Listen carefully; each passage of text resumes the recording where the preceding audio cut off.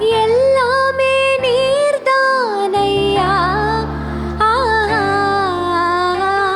எல்லாமே நீர்தானையா,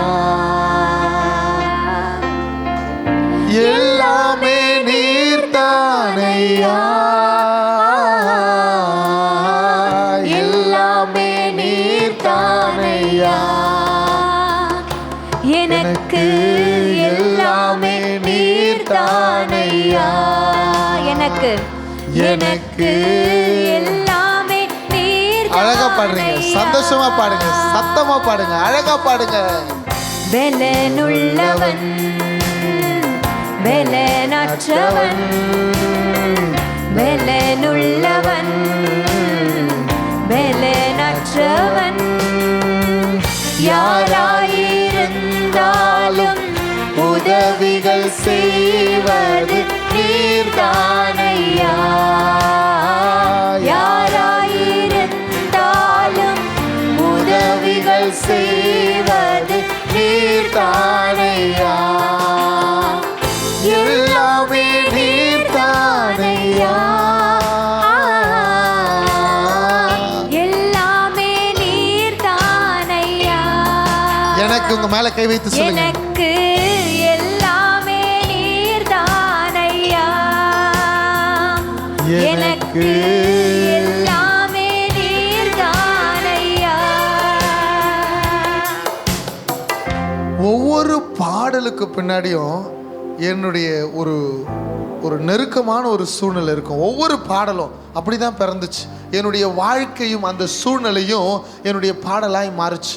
ஒரு 3 நாள் கன்வென்ஷன் கூட்டம் நான் தேவ சபை என்கின்ற சபையில், புதுப்பட்டினம் என்கின்ற கிராமத்தில் நான் ஊழியத்துக்கு போயிருந்தேன். 3 நாள் கூட்டம் பயங்கர வல்லமையாக இருந்துச்சு. கட்டுகளோடு கூட வந்தவர்களை கர்த்தர் விடுவித்தார். பிசாசின் பிடியில் இருக்கிறவர்களை பயங்கரமாக கர்த்தர் விடுவித்தார். ஊழியம் பிரம்மாண்டமாக நடந்து கொண்டு இருக்கிறது. நான் முழு நேர பணிக்கு வந்து 2 வருஷம் கழித்து தான் இதை நான் சொல்கிறேன், கிட்டத்தட்ட 3 வருஷத்துக்கு முன்னாடி. அப்போது ரொம்ப சூப்பராக நடந்து கொண்டே இருந்தது. அன்னைக்கு ஈவினிங் எனக்கு ஒரு ஃபோன் கால் வந்துச்சு. நான் ஒரு மனிதனுக்கு கொஞ்சம் காசு தர வேண்டியது இருந்துச்சு. நான் ஒரு மனிதனுக்கு தரணும். நான் முழு நேர பணிக்கு வந்ததுனால என்னால் வந்து அவருக்கு சொன்ன நேரத்தில் கொடுக்க முடியாத சூழ்நிலை. அப்போ அவர் என்கிட்ட பேசினார். என் பேர் தான் அவருக்கும். என் பேர் என்னது?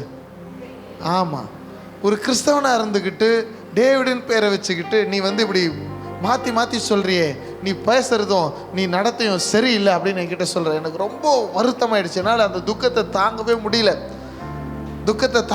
ஊழியத்தில் அற்புதங்கள் அடையாளங்களோடு கூட நடந்து கொண்டு இருக்கிறது. கர்த்தர் பிரம்மாண்டமாக பயங்கரமாக ஊழியத்தில் அற்புதத்தை செய்கிறாரு. ஆனால் பர்சனலாக இந்த விஷயத்தில் எனக்கு வந்து சொன்ன நேரத்தில் கொடுக்க முடியாத சூழ்நிலை. ஏன்னா நான் வியாபாரத்தை விட்டு ஊழியத்துக்கு வந்துட்டேன். சொத்துக்கள் இருக்கிறது. நான் வியாபாரத்தில் நான் பண்ண வீடு, பண்ண வியாபாரங்கள், சொத்துக்கள் எல்லாமே இருக்குது. காசாக ஆகலை, ப்ராப்பர்ட்டியாக இருக்குது. அது காசாக மாறல. பயங்கர நெருக்கமான ஒரு சிச்சுவேஷன். அடுத்த நாள் காலையில் ஊழியத்தை முடிச்சுட்டு வீட்டுக்கு வரும்போது ஆண்டவர் பேசிக்கிட்டே வர, ஆண்டவரே என்னை அழைச்சது நீங்கள், இந்த கரத்தை பிடிச்சது நீங்கள், ஆண்டவரே எனக்கு எல்லாமே நீங்கள் தான். காலையில் 5 மணிக்கு புறப்பட்டேன். பாண்டிச்சேரி வழியாக தான் நான் போகிறேன். புதுப்பட்டினத்துலேருந்து இந்த பக்கம் தான் போகிறேன். போகும்போது சீர்காழியில் இருக்குது அந்த இடம். சீர்காழியிலேருந்து அப்படியே போகிறேன். 5 மணிக்கே ஏன் சான்று சொல்லிட்டார், காலையில் சூரியன் இந்த ஊரில் உதிக்கிறதுக்கு முன்னாடி இந்த ஊரில் இருக்கக்கூடாது, நீ புறப்பட்டு போ, இந்த ஊழியர்கிட்ட நீ காணிக்க கூட வாங்கக்கூடாதுன்னு சொன்னார். கீழ்ப்படிஞ்சேன். 5 மணிக்கே புறப்பட்டு பாண்டிச்சேரியெல்லாம் தாண்டி நான் போய்கிட்டே இருக்கிறேன். ஆண்டவர் என்னோடு கூட பேசிக்கிட்டே இருக்கிறேன். ஆண்டவர்கிட்ட அழுது கேட்டுக்கிட்டே இருக்கிறேன், ஆண்டவரே எல்லாமே நீங்கள் தானே, பலன் உள்ளவன் பலன் அற்றவன் யாராக இருந்தாலும் உதவி செய்வது உமக்கு லேசான காரியம் தானே, உமக்கு முன்பதாக நான் மனம் உத்தமமாக இருந்தேன் என்பதை நீங்கள் நினச்சி பாருங்கள் ஆண்டவரேன்னு சொல்லி கண்ணீரோடு கூட ஜெபம் பண்ணிவிட்டு நான் பாட்டு வீட்டுக்கு போயிட்டே இருக்கிறேன். நான் என்ன சொல்ல போகிறேன்னு எனக்கு தெரியல அந்த நபருக்கு. நான் வீட்டுக்கு போயிட்டு என் ஜெப அறையில் திரும்பவும் நான் உட்கார்ந்து அழுதுகிட்டே கேட்குறேன், ஆண்டவரே கரை காணாத படகை போல தனியாக தவிக்கிறேன். கரை காணாத படகு. நான் படகுல போயிருக்கிறீங்களா? ஆற்றுக்குள்ளே கடலுக்குள்ளே போயிருக்கிறீங்களா? கடலுக்குள்ளே போனதுக்கப்புறம் அந்த கடல் உள்ளே போயிட்டீங்கன்னா எந்த பக்கம் கரை இருக்குதுன்னே தெரியாது. அதுதான் நடுக்கடல் அனுபவம். எப்படி நான் இந்த காசை கொடுக்க போகிறேன்னே எனக்கு தெரியாது. அந்த மாதிரி ஒரு அனுபவம். என்ன பண்ண போகிறேன்னு தெரியல, என்ன சொல்ல போகிறேன்னு தெரியல. ஆனால் உங்களை தான் ஏன் நான் நம்பி இருக்கிறேன். கரம் பிடிக்கிறதுக்கு ஒருவருமே இல்லை. எங்கள் அப்பா சொன்னார் எனக்கு உதவி செய்கிறேன்னு சொன்னார். சூழ்நிலை அவருக்கு அமையவே இல்லை. எங்கள் அப்பாவால் உதவி பண்ண முடியல. எனக்கு யாருமே உதவிக்கு கரம் நீட்ட ஒருவரும் இல்லை. என்னை நினச்சி பாருங்க ஆண்டவரேன்னு சொல்லி ஜெப அறையில் நான் அன்னைக்கு காலையில் அழுது ஒரு வரிகளை எழுதுகிறேன். இன்னைக்கு இதை நான் சொல்லும் பொழுது யாராவது எனக்கு உதவி செய்வாங்களா, எனக்கு உதவி செய்ய யாருமே இல்லையே, என்னை நினச்சி பார்க்க ஒருவருமே இல்லையே நீ நினைக்கிறியா? உனக்கு ஒரு நம்பிக்கை உண்டு. அந்த நம்பிக்கை சிலுவை சுமந்த மரத்திலே இயேசுவின் பாதத்திலே உனக்கு இருக்கிறது. ஆமென். அப்பதான் அந்த பாடலை நான் பாடினேன். கரை காண படகை போல தனியாய் தவிக்கின்றேன் நான், கரம் பிடிப்பவர் ஒருவரும் இல்ல, செல்லவோ வழியோ இல்ல. கரை காண படகை போல தனியாய் தவிக்கின்றேன் நான், கரம் பிடிப்பவர் ஒருவரும் இல்ல, செல்லவோ வழியோ இல்ல. உம்மை மாத்திரமே நம்புகிறேன், உம்மை மாத்திரமே நம்புகிறேன். நினைப்பவர் ஒருவரும் இல்ல, நினைத்தருளும் ஐயா. நினைப்பவர் ஒருவரும் இல்ல, நினைத்தருளும் ஐயா. எல்லாமே நீர்தானையா, எல்லாமே நீர்தானையா. நீங்க மட்டும் சத்தமா அப்பாவை பார்த்து எல்லாமே கரங்களை நீட்டி எனக்கு எனக்கு எல்லாமே நீர்தானையா. எனக்கு எனக்கு எல்லாமே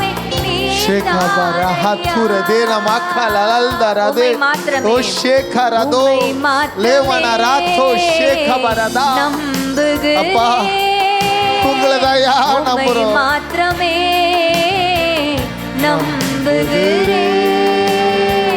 நினைப்பவர் ஒருவரும் இல்ல, நினைத்தருளும் ஐயா. நினைப்பவர் ஒருவரும் இல்ல, நினைத்தருளும் ஐயா. ஏதோ 1000த்துக்காக மனுஷன் நினைச்சிருவான். சில லட்சங்கள், பல லட்சங்கள் நான் தரணும். யார் என்ன நினைப்பா? எப்படி கூட இதெல்லாம் நடக்குமா? சாத்தியமே கிடையாது. ஆனால் நான் ஆண்டவர் இடத்துல கண்ணீரோடு கூட அழுதேன். அன்றைக்கு நான் வீட்டுக்கு வந்து அழுத 1 மணி நேரத்தில் எனக்கு ஒரு ஃபோன் கால் வந்தது. பாஸ்டர், நான் உங்களை பார்க்கணும். சரி வாங்க. என்ன விஷயம்? ரொம்ப நாளாக படப்பையில் ஒரு இடம் விற்கலன்னு சொன்னீங்கல்ல, அந்த இடம் எனக்கு வேணும். ஒருத்தர் இடம் வாங்குறாங்கன்னா முதல்ல என்ன பண்ணுவாங்கன்னா அந்த இடத்த போய் பார்ப்பாங்க. ரெண்டாவது அந்த இடத்துடைய பத்திரத்தை பார்ப்பாங்க. அதுக்கு அடுத்தது ஈசி போடுவாங்க. அதுக்கப்புறம் விலை பேசுவாங்க. அதுக்கப்புறம் அட்வான்ஸு டோக்கன் மாதிரி ஒன்றோட ஒன்று சேர்த்து நடுவில் ஒரு 101 கொடுப்பாங்க. இதுதான் நம்ம ஊர் வழக்கம். ஆனால் அன்னைக்கு நடந்தது என்ன தெரியுமா?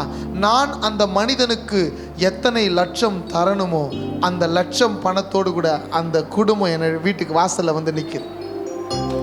அவங்க சொல்கிறாங்க, மார்க்கெட் ப்ரைஸை நான் என்ன நெகோஷியேட் பண்ணணும்னு நினைக்கிறேனோ அந்த விலையை அவங்க என்கிட்ட சொல்கிறாங்க. விலை என் மனசில் இருக்கிறது அவங்க வாயில் வெளியே வருது.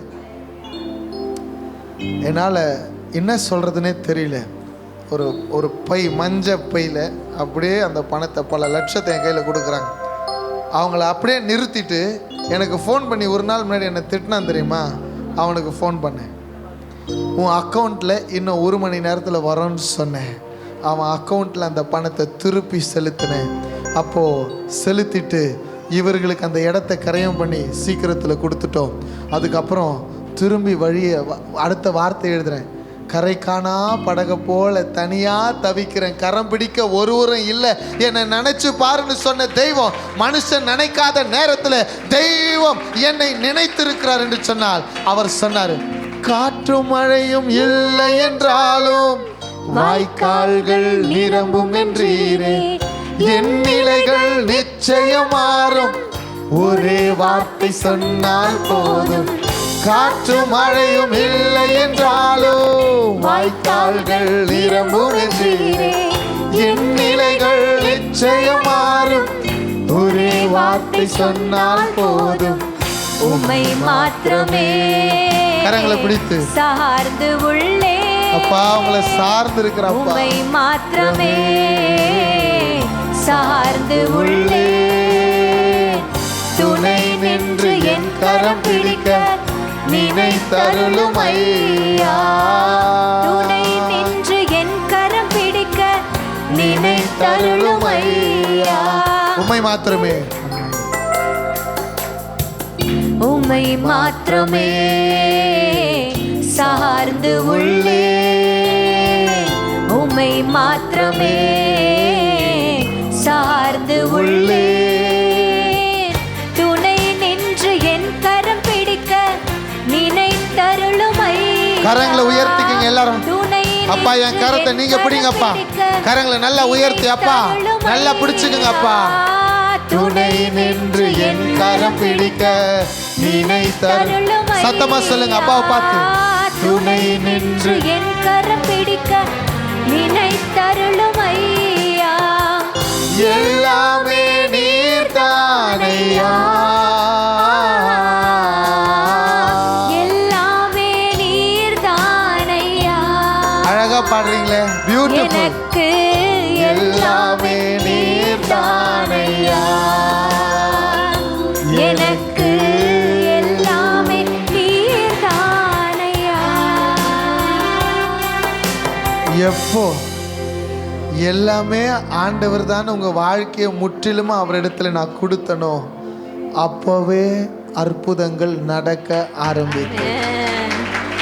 அப்போ காற்றையும் நீங்கள் காண மாட்டீர்கள் மழையையும் காண மாட்டீர்கள் ஆனாலும் உங்கள் வாய்க்கால்கள் நிரம்பும் அந்த வசனத்தை அப்படியே சொல்லுங்க காற்றையும் காண மாட்டீர்கள் மழையையும் காண மாட்டீர்கள் ஆனாலும் சொல்லுங்க ஆனாலும் ஆனாலும் அந்த ஆனாலும் என்ற இடத்துல என்ன தெரியுமா உலகம் சொல்ல ஆகாது உலகம் சொல்ல நடக்காது இது வேகாது இது முடியாது உலகம் சொல்ல உலகத்தின் பார்வை அது ஆமா என் தங்கச்சி அழகா இன்னைக்கு சாட்சி சொன்னா அந்த ரிப்போர்ட் என்ன சொல்லுச்சு இவளால கருத்தரிக்க அவள் பாக்கியம் இல்லை அப்படின்னு சொல்லி ரிப்போர்ட் சொல்லுச்சு ஆனா கர்த்தர் என்ன தெரியுமா சொல்ற ஆனாலும் இதான் ஆனாலும் அதான் மக ஆனாலும் ஆனாலும் உங்கள் வாய்க்கால்கள் நிரம்பும் உங்கள் வாய்க்கால்கள் நன்மையினால யாராவது சொல்லுங்களேன் நன்மையினால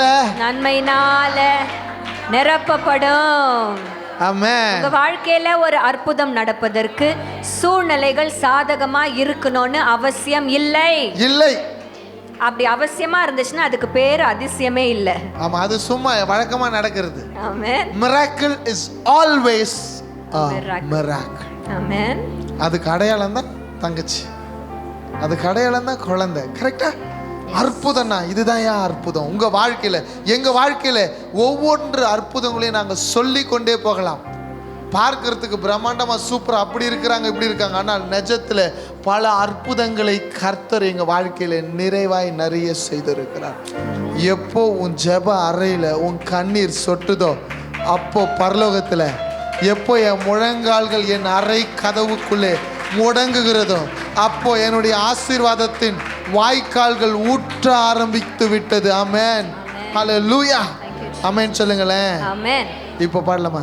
பெலனுள்ளவன் பெலனற்றவன் சந்தோஷமா பெலனுள்ளவன் பெலனற்றவன் யாராயிருந்தாலும் உதவிகள் செய்வது நீர்தானையா. யாராயிருந்தாலும் உதவிகள் செய்வது நீர்தானே. கரங்களை நீட்டி அப்பா பார்த்து எல்லாமே நீர்தானையா. நம்மளை விட அவங்க அழகா பாடுறாங்கம்மா, அவங்க பாடுறத நம்ம கேட்கலாம். எனக்கு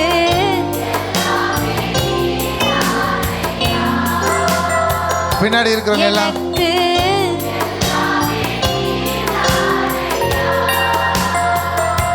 ஹல்லேலூயா. இன்னைக்கு இதை தான் நம்ம கற்றுக்கொள்ள போகிறோம். பக்கத்துல பார்த்து சொல்லுங்க எல்லாமே அவர்தான்.